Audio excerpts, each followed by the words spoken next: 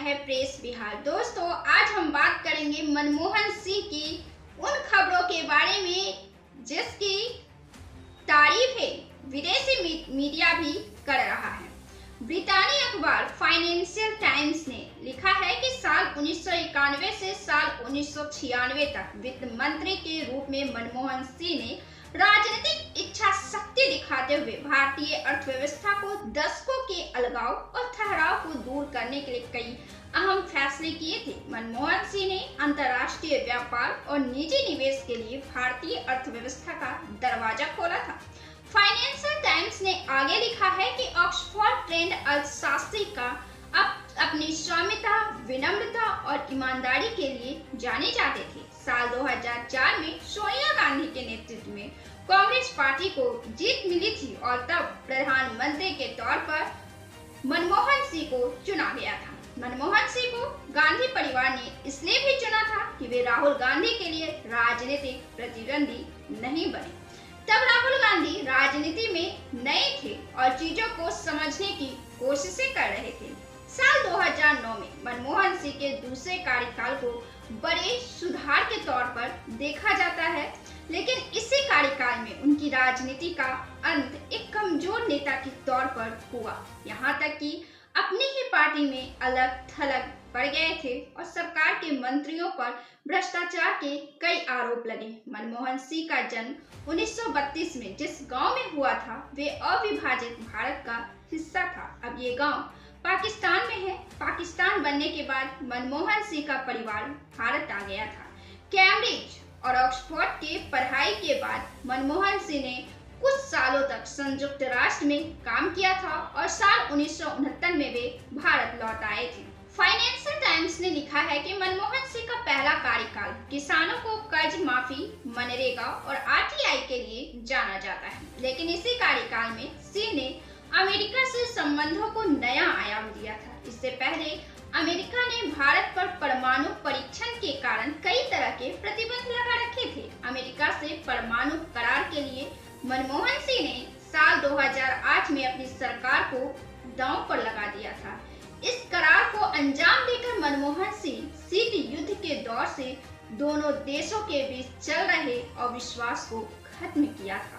मनमोहन सिंह ने अपने दूसरे कार्यकाल के आखिरी महीने में यह कहा था कि इतिहास उनके प्रति वर्तमान मीडिया की तुलना में ज्यादा उदार होगा। मनमोहन सिंह ने अपने सपनों को पीछा करना सिखाया है। अमेरिका मीडिया आउटलेट ब्लूमबर्ग ने लिखा है कि मनमोहन सिंह की व्यक्तिगत कहानी लोगों को आत्मविश्वास से भर देती है। 15 साल का सिख शरणार्थी लड़का जिसके परिवार को 1947 में भारत के विभाजन के बाद अपना घर बार छोड़ना पड़ा, बाद में यही लड़का ऑक्सफोर्ड और कैम्ब्रिज में पढ़ने जाता है और टॉप का टेक्नोक्रेट बनता है। ब्लूमबर्ग ने लिखा, मनमोहन सिंह हमें यह आश्वस्त करने में कामयाब रहे कि समाजवादी व्यवस्था के बाद बाजार उन्मुख अर्थव्यवस्था में हम अपने सपनों का पीछा कर सकते हैं।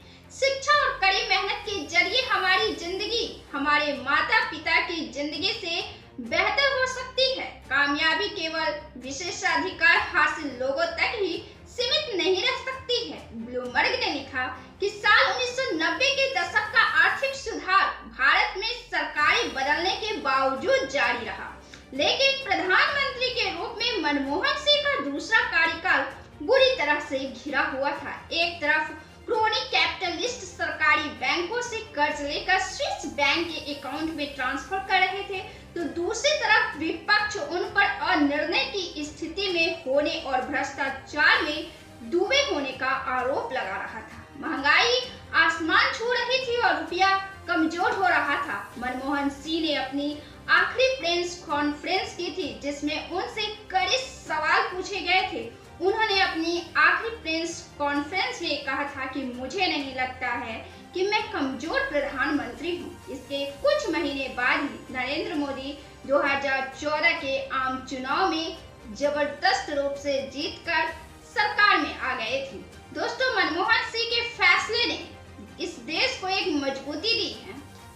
ऐसी स्थिति में जब भारत की अर्थव्यवस्था घुटने टेक रही थी, एनआरआई अपना पैसा निकालने लगे थे और निर्यातकों को यह महसूस होने लगा था कि भारत उनका उधार नहीं चुका पाएगा। महंगाई सातवें आसमान पर थी, तेल की कीमतें बढ़ाई गई थी, आयात रोका गया, सरकारी खर्चों में कटौती की गई और रुपये में 20% तक अवमूल्यन किया गया। बैंकों ने ब्याज दरों में बढ़ोतरी कर दी।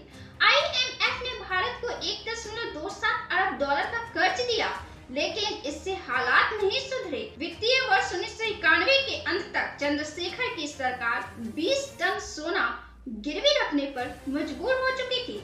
जब पीवी नरसिम्हा राव 21 जून 1991 में प्रधानमंत्री बने तो ऐसा लग रहा था कि भारत विदेशी कर्ज तय तारीखों तक नहीं चुका पाएगा और डिफॉल्ट घोषित हो जाएगा। लेकिन पीवी नरसिम्हा राव ने वित्त मंत्री मनमोहन सिंह के जरिए कई सुधारों को अंजाम दिया और भारतीय अर्थव्यवस्था में संरचनात्मक बदलाव की बदौलत चीजें नियंत्रित हो पाई।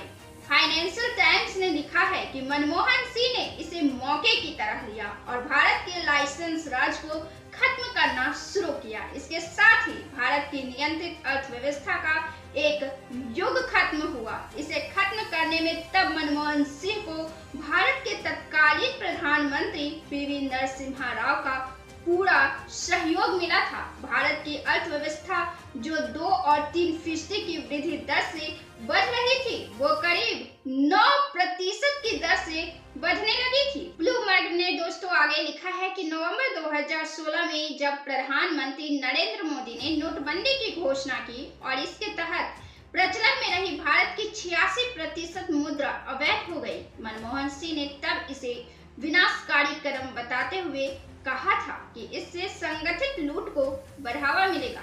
मनमोहन सिंह की यह भविष्यवाणी सही साबित हुई है। मनमोहन सिंह का निधन तब हुआ है जब भारत में योग्य लोगों की कमी दिख रही है। विकास समावेशी नहीं है। ज्यादातर उद्योगपतियों को लग रहा है कि आर्थिक शक्ति का केंद्रीकरण हो रहा है, मध्य वर्ग टैक्स से परेशान है और गरीब व्यवस्था से बाहर हो रहा है। भारत में मानविक बखेरा बढ़ रहा है और नीति निर्माता किसी भी तरह सत्ता हासिल करने में लगे हैं। ब्लूमबर्ग ने लिखा है, भारत दुनिया की 5वीं बड़ी अर्थव्यवस्था है और संभव है कि कुछ सालों में 3री बड़ी अर्थव्यवस्था बन जाए, लेकिन मुख्य रूप से यह आंकड़ों का खेल है। भारत में विकास विषमताओं से भरा है। 1.4 अरब की आबादी में एक छोटा सा तबका धन कुबेर है। अब भी भारत में प्रति व्यक्ति आय $2500 प्रति वर्ष है, जबकि दक्षिण कोरिया में प्रति व्यक्ति आय $35,000 है। अमेरिकी अखबार न्यूयॉर्क टाइम्स ने लिखा है कि मनमोहन सिंह सिख समुदाय से थे और पहली बार कोई सिख भारत का प्रधानमंत्री बना था। सोनिया गांधी ने साल 2018 में यह कहा था कि मनमोहन सिंह प्रधानमंत्री तब बने थे जब भारत की धर्मनिरपेक्षता खतरे में थी। कुछ ही महीनों में मनमोहन सिंह ने यह साबित कर दिया था कि जो शीर्ष पर बैठा शख्स है वह विभाजनकारी नहीं है।